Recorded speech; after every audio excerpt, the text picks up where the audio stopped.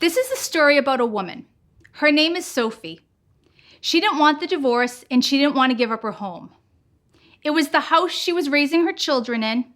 She wallpapered the bathroom herself, and the garden was a labor of love. If her husband didn't want to be married, that was his problem. He could move out, but she wasn't going anywhere. The divorce was going to be hard enough on her children. She didn't want to upset them even more with the move.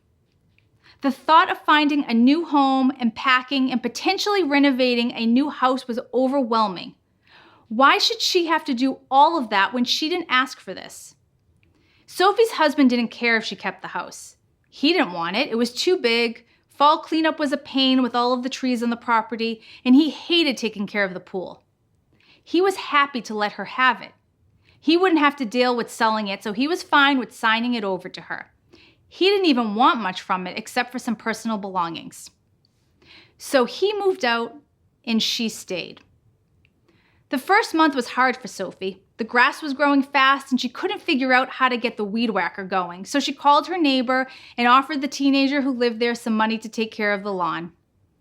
As the months passed, Sophie had to partially pay the electric bill because she couldn't afford to pay the whole thing due to expenses she didn't anticipate coming up.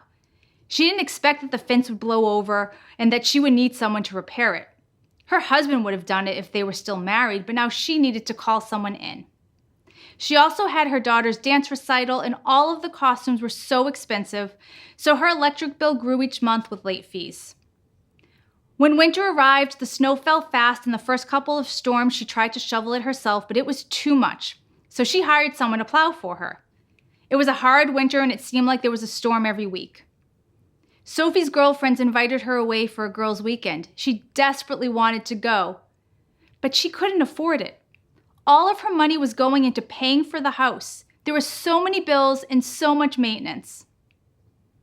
At the time of Sophie's divorce, she decided to keep the house based on an emotional decision rather than a logical, practical assessment of whether she could really afford it. A home is an expensive endeavor. The cost of living in your home is filled with expenses that can be projected, such as your mortgage and utilities, as well as expenses that are unknown, such as a new roof or a new septic. There are property taxes to pay and insurance and maybe a home equity line. But here's the thought point. When we delve into the reasons why we can't let something go, it comes down to only two: an attachment to the past or a fear of the future. Sophie was attached to what her house represented, and she was afraid of the future. It was easier to stay put and deal with the bills until there came a point when she was drowning in them. Keeping the house can be entirely possible, but your decision must be based on a careful evaluation. So let's look at the head over heart home analysis. There are 4 areas that you need to evaluate as you decide whether you should keep your house. Use the budgeting tools and the roadmap to renewal guide that is part of this course in order to compile your income and expenses. For purposes of this exercise, make sure you're projecting income and expenses post-divorce. If you pay half of the household bills right now as a married couple, post-divorce you'll be paying all of it. If you believe you'll be receiving child support and alimony, have a conversation with your attorney about a potential range that you could receive and use the bottom number of that range. I'd rather you have some extra money left over than not have enough, so let's play it conservative. I'll show you an example of what these numbers look like in practice shortly, but for now, we will look at an overview. Now, don't tune me out here because we're talking about numbers. This is important information you should have, and chances are your attorney is not going to have a conversation like this with you. In fact, your attorney might simply ask, do you want the house or not, without having any further discussion with you about the affordability and the reasons why you want the house or why maybe you shouldn't keep it. Not every attorney is going to focus on your post-divorce success. Most lawyers are just interested in settling the here and now and are a bit short-sighted, so it's going to be up to you to do this work. If you decide to use another professional like a certified divorce financial analyst or accountant, they can help you here too. So what does the head over heart home analysis look like? Step 1 is running a mortgage analysis. This means that you want your mortgage to be no more than 28% of your pre-tax monthly income. Stay with me because I promise I'll show you what this looks like and it isn't as complicated as it sounds right now.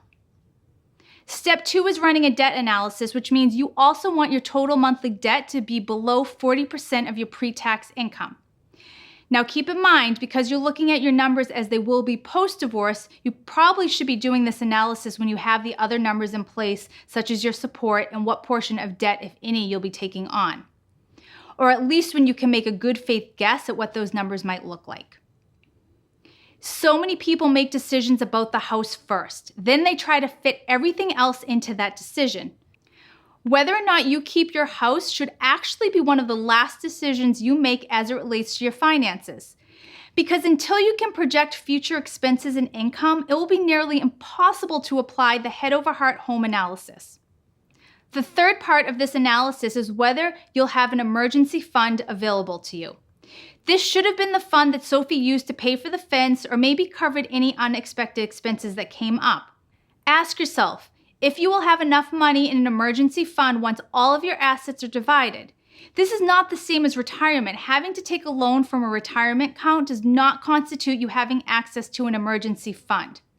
Rather, your emergency fund is in a bank account that is accessible at any time and ideally is 6 months worth of expenses. And lastly, is there an emotional attachment to your house? As you can see, this portion of the analysis has some significance, but it's the least important part of your decision. But I think it's worthy to examine why you really want it. Are you holding on to the past? Are you afraid of the future? Is the hassle of moving just too much? Do you think your kids will want to spend more time with you if you keep the house? Do you feel like it's a win if you get it because your spouse wants it too? Make sure you're being honest with how you answer this question. Now let's break this down into real numbers so you know how to calculate this on your own. Let's go back and look at the mortgage ratio. We're going to pretend that your stable monthly income is $6,000 and the house payment is $1,500.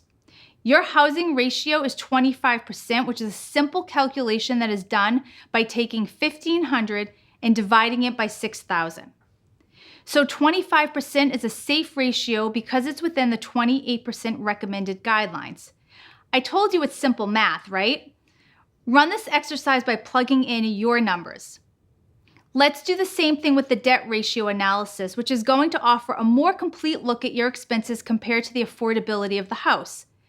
This example is going to take into account other expenses such as discretionary expenses, childcare expenses, and anything else you're certain that's going to be a regular recurring expense. Make sure you pull all of the expenses that you used in your chart from the Roadmap to Renewal workbook. Include haircuts and gym memberships and so forth. We will use the same numbers as before.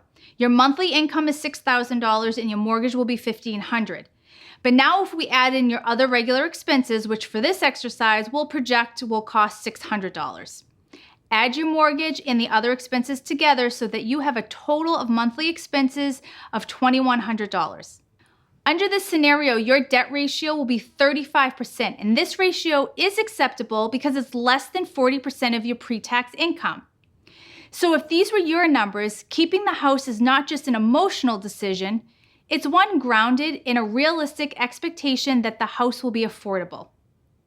Don't let the numbers confuse you. It's really simple math once you break down what your actual income and expenses look like. If either your mortgage analysis or debt analysis falls outside of the percentages, then the house is probably not a wise decision. But if you decided to keep the house anyway, just know that the next time your friend invites you on a girls' weekend, you might be too house poor to accept the invitation. Once you have the numbers, your decision should be much easier to make. Let's take a final recap of today's lesson. 1, ask yourself if you're making a decision because you're holding on to something. 2, or are you making a decision because you're afraid of the future? 3, run the head home analysis. 4, but make sure you're using post-divorce numbers so you can have an accurate projection. And if the numbers don't work in your favor, think about the possibilities of creating a new space that is all your own. Perhaps this would be a great time to contact a mortgage broker to determine what you can afford, as well as a realtor to start seeing what's out there in an affordable range. A new home is a new adventure that is ready for you to make new memories. A house is just a structure. A home is the warmth you bring to that structure. And remember, this is only the beginning.